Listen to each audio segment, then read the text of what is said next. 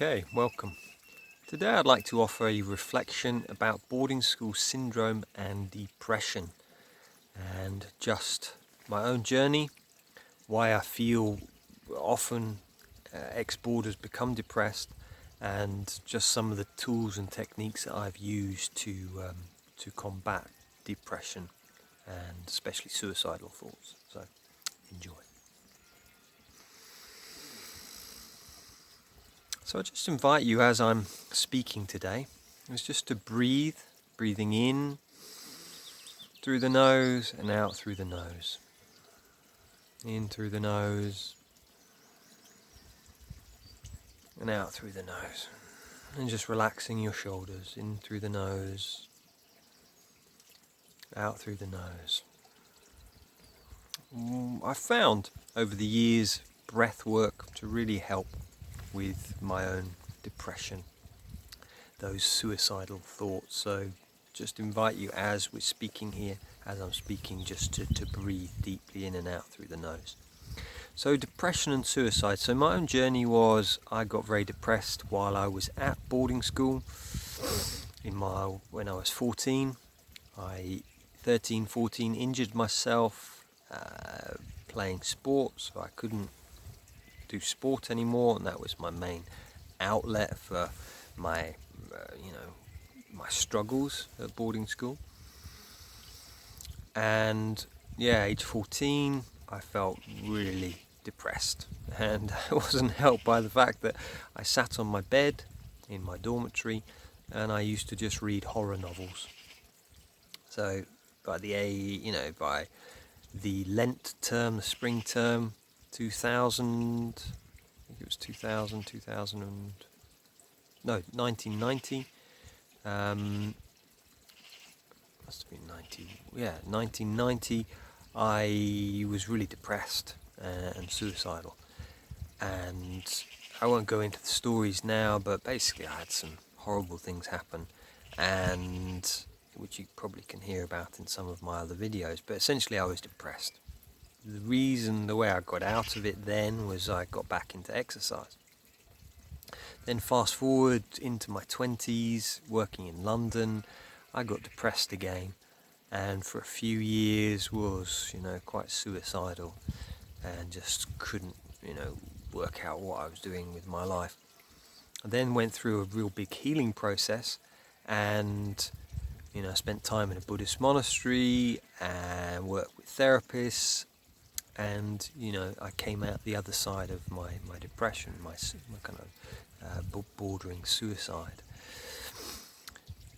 So why do I feel that as ex-boarders we become suicidal?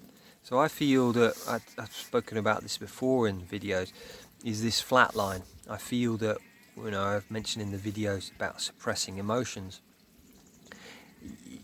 We're not allowed to be too up, and we're not allowed to be too down. As in, you can't speak about it, For example, I used to say, I used to tell the older boys about my struggles, and they'd go, "Oh, you're really boring," and then they'd kind of mock me for that, and they'd get their other friends to go, "Oh, go and speak to him, he's really depressed," or "He's really, he thinks he's boring." That's one of the things I used to tell the older boys when I was 14. "Oh yeah, I'm boring." And so I feel that because of this, that we're not allowed to go too up, we're not allowed to go too down. We kind of become like listless in our lives. And while you might not have felt that at boarding school, you might not have felt that depression, kind of later on in life, I feel, because we're not able to feel that joy, we're not able to feel that elation, and also, we suppress, we hold on to the feelings. So rather than, say, expressing them or crying or releasing them, we get stuck. And it's a bit like, the stream behind me. If I was to block that stream up, and not let it flow, eventually it would just get bigger and bigger. If I kept building the wall up, just get bigger and bigger and bigger, until eventually it exploded. and there would have to be some form of shift or release, the dam would burst. And that's what used to happen to me. I would be kind of very inward, and then once a year, once every couple of years, I'd just explode. Either in anger, or, I would I'd think about taking my life. It was like, oh, I can't do it anymore. So I feel this is kind of why we get depressed, is that, we've kind of internalized everything, and we've not allowed it to flow. And another thing with water, when it doesn't flow, if you've got a pond which has no water coming in, no water going out, it stagnates. And that's what can happen to our emotions. They just stagnate. The Native American traditions, they talk about our emotions being like water, that they need to flow. You feel sadness, you cry, you let it go, and you feel better. But in boarding school, we felt sadness, and it might have been over years of sadness, and we're not allowed to cry because we would get bullied. We had to suppress. And some people managed this, but others didn't, and that can turn into depression. So for me, some of the things, some of the remedies for me, kind of about depression, that I found really powerful. One is exercise. Really, is certainly now we live in a very sedentary world. That we're especially after lockdown, it's like we're inside, told we can exercise 1 hour a day. I think that it's really important for us to exercise. And there was some research by Irving Kirsch, who was at the University of Hull at the time, just about exercise and antidepressants. And he found that antidepressants and exercise had a similar success rate in dealing with depression. But then the relapse rate of those two categories were, with the people who took antidepressants, about 30%, I believe these are the figures, 30% relapsed, whereas only 8% relapsed when they had been exercising as a form of antidepressant rather than taking drugs. So for me, this is one of the remedies, is to exercise. And when I was living in the monastery in my 20s, that's what I started to do every day. I'd feel struggle, and then I'd go out walking. And by the end of my walk, I'd feel much different. So, the next thing really, and this comes from the Chinese medicine, they talk about our anger is stored in our liver. And when we don't access our anger, it turns into depression. So this is another thing. Boarding school, we were definitely told you can't get angry. If you get angry, then people will bully you. They'll call you psycho. They'll kind of taunt you, and it's like a game. It's like, great, he's angry, let's rile him some more. So therefore we suppress the anger as well. We think it's a bad thing, but anger is not a bad thing. The abbot, the monastery I lived in, he used to say to me, Piers, anger is not bad, it's just energy. And I couldn't understand him, but now it's like that feeling. In the same way that we can feel our positive emotions, feel our tears, also feeling our anger. So it's like breathing down the front of the body, our anger, breathe up the back. Opening the body up, feeling this. It's like an energy source. And when we don't access this, then it turns into depression, as they say in Chinese medicine. So, one of the things is start to connect to your anger. When you're starting to feel irritated at someone or something, take yourself off, and this comes from the practice of Thich Nhat Hanh. You walk back and forth 5 to 10 paces, and you do the kind of the words as you're breathing in. Anger has arisen in me. Breathing out, I'm taking good care of this anger. And you do that for 15 to 20 minutes. And Thich Nhat Hanh said that we do it for that long because it takes that long to cook potatoes. It's like it takes that long to cook our anger, to find that kind of transformation. I personally find it's maybe 5 minutes. A couple of minutes of doing that, tears start to flow, because underneath the anger is sadness, usually. and then I feel that much better. And I feel that is key. Is like, it's almost like feeling the grief that you felt at boarding school. And that for me was a long journey, 2 years of crying most days. And now, I can cry quite easily during a day, and I don't see it as a good or bad thing. It just is. So that's another thing. Connect with your anger. Next thing I put on my list is it's about purpose. I feel sometimes we can get depressed when we're not sure of our purpose. And if in life, and especially boarding school, it's like we are being taught to be like everybody else. So I used to love skateboarding, panini sticker books before boarding school, and other things like that. But that wasn't acceptable. No one else was skateboarding at school, and therefore I didn't dare bring a skateboard.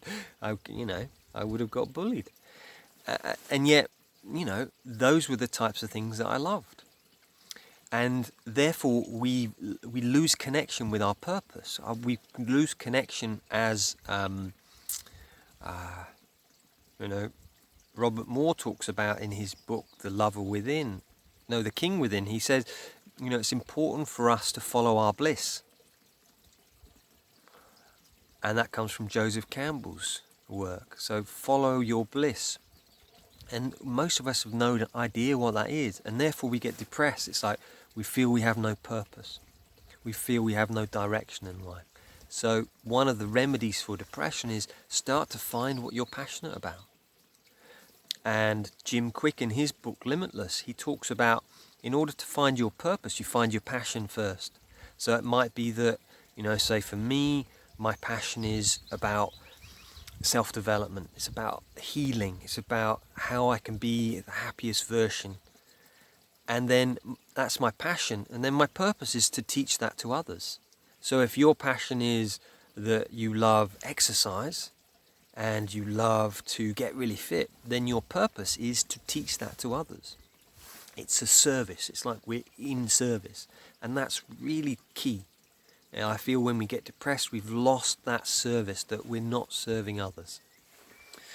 The next one is follow your bliss, which I've spoken about there a little bit. So it's write down a list, get a list out and write down, what are my passions? What do I love doing? So it might be that, and if you're not sure, look pre-boarding school. What did you love? So for me, it was skateboarding or magic tricks. I got into magic tricks about 10 years ago. I was working with children. I thought, oh yeah, magic. And because I was enthused about it, they were like, oh yeah, that's really cool. They got really enthused. And one of the kids I looked after like 8 years ago, he's still into magic now. He's like 11 or 12 and he's brilliant. He's much better than me. And it's like that passion. Find what your passions are and then try them out. And if you're not sure, it's get creative. Maybe it's gardening. I mean, here's something I was passionate about as a kid. This is my garden. You've got the collies and the cabbages and the spring onions there. It's like, try these things out and go, oh, do I enjoy this? And then the final thing about depression, I'd say, is this is key in boarding school for ex-boarders, is that I feel on an archetypal level, this comes from the teachings of Jung and Robert Moore, Douglas Gillette, is that we have these 4 main archetypes. For men, it's the king, magician, warrior, lover. And for the women, it's more the queen, the wise woman, the warrior, warrioress, and lover. And I feel boarding school, what happens is we suppress the lover. And that's the part of us that connects with others. It's the sensual part, it's the feeling part, it's the sensitive part. And that gets suppressed. So basically for me, that partly the depression is that we just have lost touch with that joyfulness of life. And therefore it's like to reawaken that. And I recommend reading Robert Moore's book. It is, I think it's like about £800 at the moment. So alternatively read Rod Boothroyd's book. And I have done an interview with him on my channel. So if you look for Rod Boothroyd, Piers Cross, you'll find an interview I did about the archetypes, and in particular about this lover. So it's about connecting with others. It's about what else is about lover? It's like, yeah, this sensitivity. It's about creating. So it might be you go and start to paint. You know, it might be you write poetry, you sing. It's like you dance. And I spoke about exercise to help you through depression. Another thing is about movement. It's not just exercise, but it's like movement. So dance, it's like freeing up the lover, freeing up the stuck emotion inside us, so we can therefore cry, we can grieve. You know, most days I allow myself to grieve. It doesn't matter what it's about. It could be the current situation in the world.